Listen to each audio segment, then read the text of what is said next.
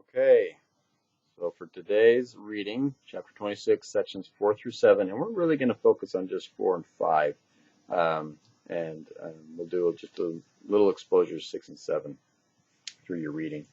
But read those sections deeply, 4 and 5 especially, and then we're going to go over these problems. Concept questions 10, 11, 12, exercises 23, 27, 41, and 61. So try those, and then follow this video for additional guidance to help you. So first, looking at concept question 10. Okay, concept question 10. Go look at it and then come back. Okay, so concept question 10 shows a battery with its positive side and its negative side. It says it's 3 volts. And then it's got a wire coming off the top and a wire coming off the bottom that get close to each other, but they don't touch. We say this point is point 1, the point at the bottom of the battery is point 2, the point at the top of the battery is point 3, the point at the top of the battery, or at the top of that wire, the end of the top wire is 4. And the question is, what are the potential differences between points 2 and 3, points 3 and 4, points 4 and 1, and then points 1 and 2. Okay, or start 1 and 2. Okay, so go ahead and think what the main idea is to solve that problem. Okay, there's a couple main ideas. Let's talk about between 1 and 2. This is just a wire. A wire is metal, and a metal is a conductor. So what do we know about the potential difference across a conductor? The answer is it's the same. Okay, there is no difference in potential across here because in electrostatic equilibrium, which means no currents flowing, okay, and that's the case here. Things that the wire's broken, so there's no possible current flowing. That means that delta V 1 to 2 is equal to 0 because it's constant. And the same thing can be said from 3 to 4. Okay. All right, now from 2 to 3, delta V from 2 to 3, well, we're at the negative side of our battery and you get to the top, and this battery is a constant source of potential, so that should be 3 volts. Okay, which then leaves us for the last one, delta V 4 to 1. What should it be? Well, if 4 is at the same potential as 3 because it's a conductor, and 1 is at the same potential as 2, then the difference between 3 and 2 ought to be the same as the difference between 4 and 1. Okay? But as we're going up from 2 to 3, we're going to be going down from 4 to 1. Okay, so this is going to be a negative 3 volts. So if this is 0 and that's positive 3, then I gain 3 here, and I go from 3 to negative, or to 0, which is negative 3. All right, so let's go ahead now and move on to number 11. Think about number 11. Okay, here we have a battery. Draw it really quick. That's connected to a capacitor with a gap of D. All right, and then what we do is we widen the gap, so we make that 2D, but everything else stays the same. The wires are still connected to this battery, so there's a delta V battery. Okay, and the question is, what happens to the potential difference across the capacitor? And then what happens to the capacitance? And then what happens to the charge on the capacitor? Okay, so first question, what happens to the potential difference across this capacitor when we widen the gap, leaving it connected to the battery? Remember that a battery is a source of constant potential. So if it's still connected to the battery, when we change that gap, what happens to the voltage across the capacitor? Shouldn't change because it's still connected to the battery. The battery is what's dominating here. The battery holds a constant potential, and that's set.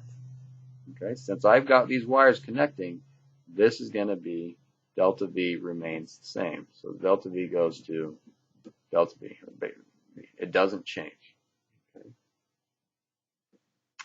All right. what about the capacitance? Okay, how are you going to solve that one? Okay, well, capacitance we have a definition for. That is epsilon naught A over D.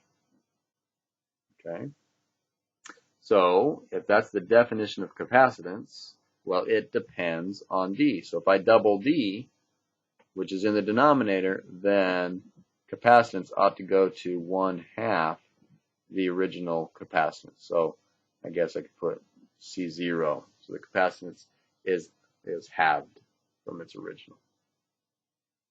Okay, last one, the charge on the capacitor. What happens to the charge on the capacitor?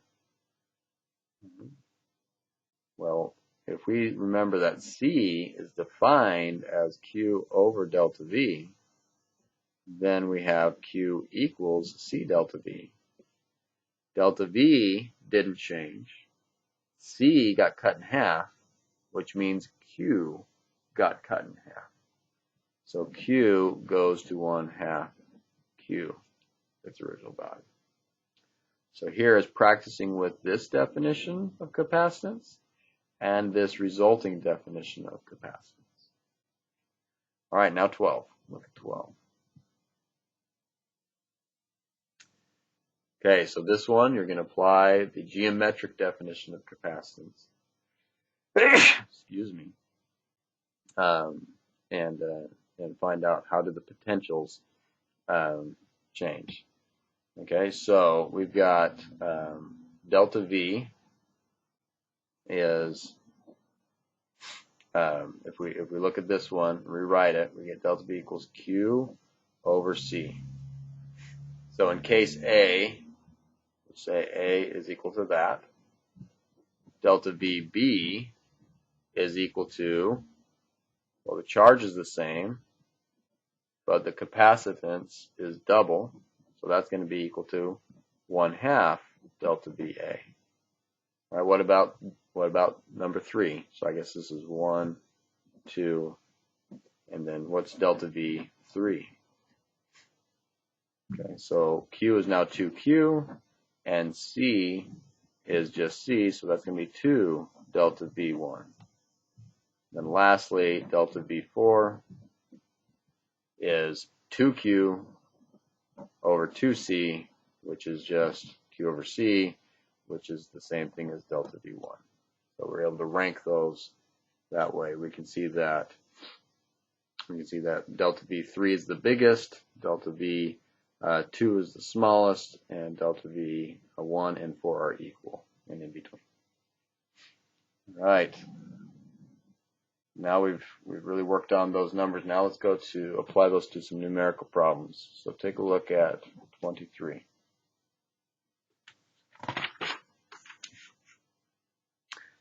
Okay, you get to build a capacitor. Remember that a capacitor is dependent solely on its geometry, its material and geometry. And so if we have C equals epsilon naught A over D, and you have to figure out A because A is, you're going to build it out of a square, so that's length squared over D. So what length should you cut this to achieve this 100 picofarad capacitance? Now, just as a reminder, farad is the SI unit for capacitance. You can reduce that to kilograms, meters, and seconds. So that's the SI unit, and pico is 10 to the negative 12. So we're trying to get 100 times 10 to the negative 12 farads. Okay, so how are we going to solve this? Well, just solve for L. So we get L equals dC over epsilon 0 all square rooted. Sorry, not T, L. Okay. And if you plug in now your numbers, D is 0.2 millimeters, which is 0.0002 meters. C is 100 times 10 to the negative 12. And epsilon 0 is 8.85 times 10 to the negative 12. You end up with a length of 4.8 centimeters, which seems decently reasonable. You could physically cut that out. It seems like a decent size. Okay, So we applied this geometric definition of capacity. All right, now move on to 27. Okay, so this is practicing with equivalence. So we have a battery, okay, and it's first connected across C1. It comes down and it splits and goes across two capacitors. That's I'm going to call C2 and C3. And C1 is 10 microfarads, so 10 times 10 to the negative 6 farads. C2 is 20 microfarads, and C3 is 10 microfarads. Okay, and so our goal is to find the equivalent resistance of the whole thing. So remember about parallel and series equivalence, and see if you can solve that. Okay, first thing is try to break it down. We have 3 capacitors, and it's hard to see how they're all arranged, but one thing I can do is look at parts of it and try and turn that into equivalent resistance. I can see that C2 and C3 are in parallel because I can get from this top plate over to this top plate by crossing just wires, and this one I can get from bottom plate to the bottom plate just crossing just wires. So I know that the potential difference across these is the same. So I know that those are equivalent. So what if I did this? I did a C23 to mean the equivalent resistance of just these ones. Okay, since they're in parallel, I know that in parallel, that's just equal to C2 plus C3. And so that's going to be equal to the 20 plus the 10, that's 30 microfarads. And then when I do this, I have basically one capacitor. So this thing now looks like, here's my battery. It looks like that now. This is C1 and this is C23. Okay, as far as the battery cares, that's all it sees. So now these are in series. I could draw a dotted line all the way around without crossing anything else. See that these are in series, or in other words, I can kind of draw a loop around the circuit and go through these without any branches. There's no branches coming off of that. So if there's a wire coming off that connecting somewhere, then that doesn't hold, but that wire's not there. So these are in series, and I have my equivalent resistance for series. I can say C, and this is my total equivalent now because it's all the capacitors, is going to be 1 over C1 plus 1 over C23 minus 1. Okay, and now plugging in some numbers, 1 over the 10 plus 1 over the 30, negative 1. So 1/10 plus 1/30 is the same thing as 3/30 plus 1/30, which is 4/30. So I get 4/30 inverted. So this equals 30 over 4, which is the same thing as 7.5 microfarads, because all these numbers were in microfarads. Okay. So the main idea with complex circuits, with many capacitors, is that you need to, I just noticed that we have the sun's coming through my window now and putting a glare. I apologize for that. I hope that didn't screw up the rest of the video. I'll check it and make sure. And so what we have now is we break things into chunks and just work our way back. So if you had something that's crazy complex, we'll just start breaking it up in little bits and draw it simpler. And then break that up, draw it simpler until you're back to one capacitor. Okay, now we're going to do 41. And so I'm going to flip the page here. You go look at 41.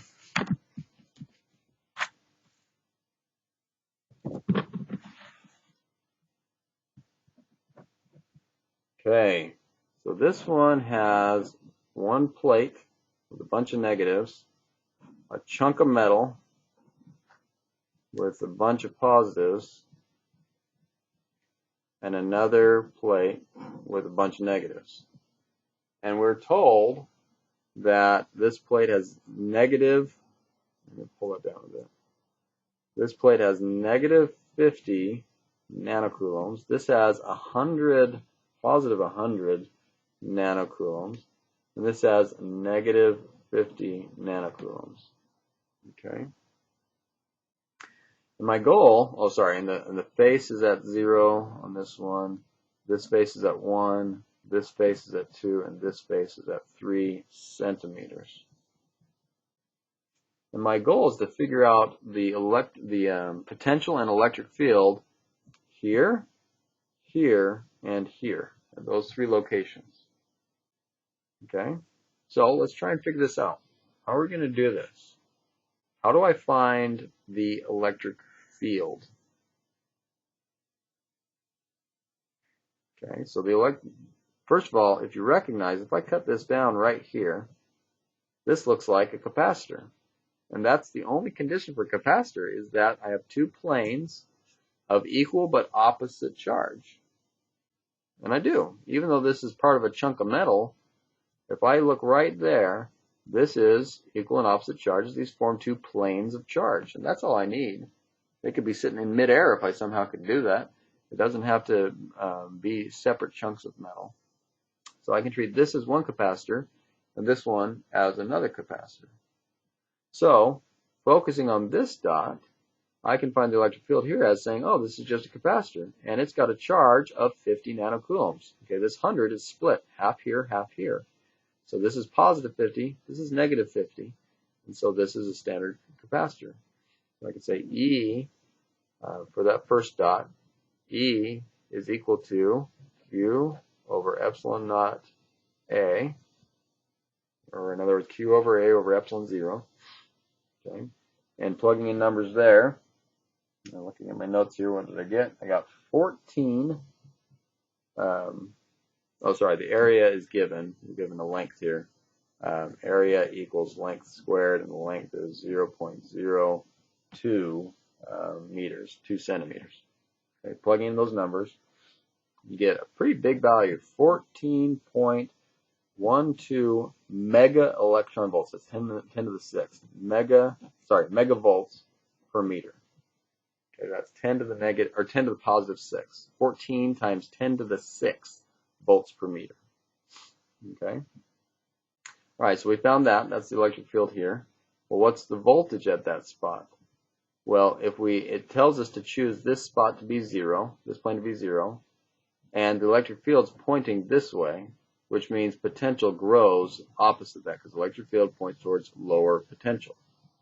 So I can say V at that dot right there, is going to be equal to this constant electric field times S. How far did I go? Well, that dot is at half a centimeter, or 0.005 meters. So if I just take this 14 megavolts per meter times 0.005 meters, I get 7.1 times 10 to the 4 volts, or 71 kilovolts. Pretty big. That's pretty big voltage. All right, so that's A. Now at B, at this dot right here. Okay, I know that right here is 71.4 kilovolts. All right. Well, what is the electric field here? The answer is 0, because it's inside a conductor.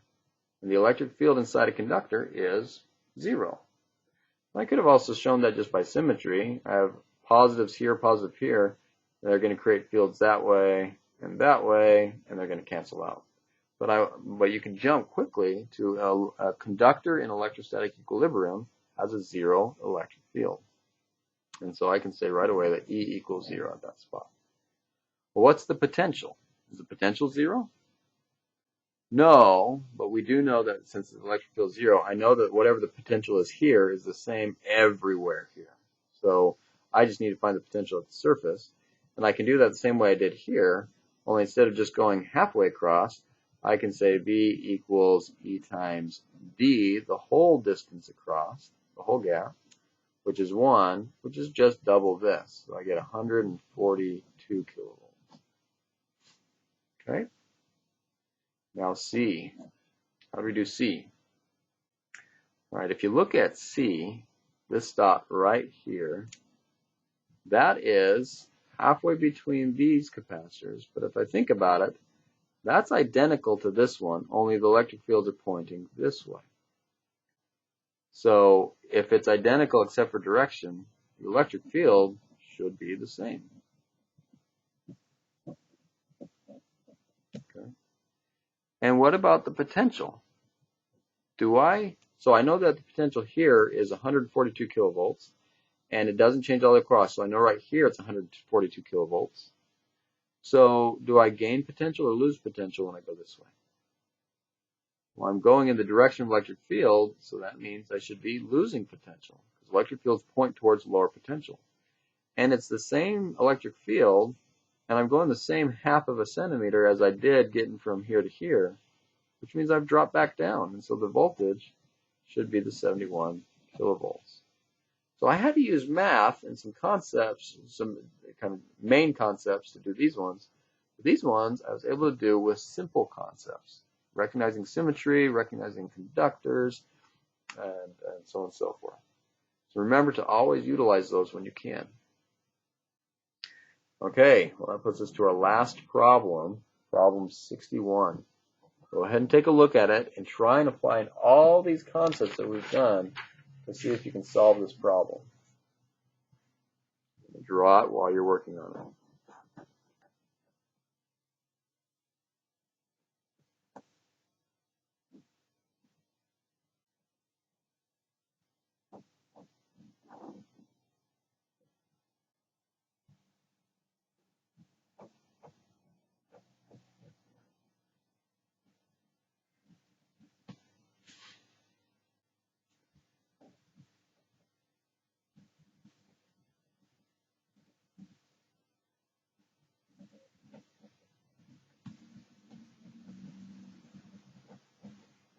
Okay, so hopefully you've had time to work on it, and here's some hints of moving forward. So our goal so the situation is we have this circuit, there's a switch here, and right now the switch is such where this battery is charging this capacitor, and it's been that way for a long time, so this capacitor is fully charged. And then you flip the switch, so now it's over here. Now what that means is I can totally ignore this side. I don't care about that. I just see that this capacitor is now attached to these two. Okay. Now when it was hooked up, it did tell me some things. It was only hooked across C1, so it told me some things about the total charge in the system. Because I could say that Q naught, the original charge in the system, was going to be equal to C1 times that delta V of the battery. Okay. All right, now I'm going to leave it in variable form for a moment, although you can quickly calculate that as 1,500 microcoulombs. Okay. I want to focus on this. All right, so our question is, what happened? What happened to this charge? Well, we know it's going to be distributed now between these two. So there's a path from here to here, and a path from here to here, and that charge is going to now be distributed somehow based on the capacitances of this leg versus this leg. Okay, so what I hope is obvious is that we need to figure out what the equivalent capacitance is of these two. Okay, so that we can say, if I know the equivalent capacitance, then I know how that charge needs to be distributed. So go ahead and try and find the equivalent capacitance of this. Okay, so the equivalent capacitance C23, they're in series. So I do 1 over C2 plus 1 over C3, all inverted. And if you plug in the numbers that you've got, you end up with 12 microfarads. Okay? And now I know that this equivalent resistance is in parallel with this one, which means they have the same voltage. Okay? And so the voltage of the system now is going to be, sorry, I'm jumping ahead of myself. There's multiple ways of solving this, but just so I can stick to my notes. Let's go ahead and now find the total capacitance of the whole thing. So if we now find C equivalent for the whole thing, these are in parallel. So I'm going to say that's equal to C1 plus C23, and that gives us 27 microfarads. Okay, so now this is all like one capacitor, and I know how much charge is already there, so I can find the potential across the whole thing. So if I find delta V of the whole system now, that's going to be equal to Q naught, the original charge that's already there, divided by this C equivalent, okay? Where I've used C equivalent equals Q over V and just rewritten it. Well, now plugging that in, I have C1 delta VB over C equivalent.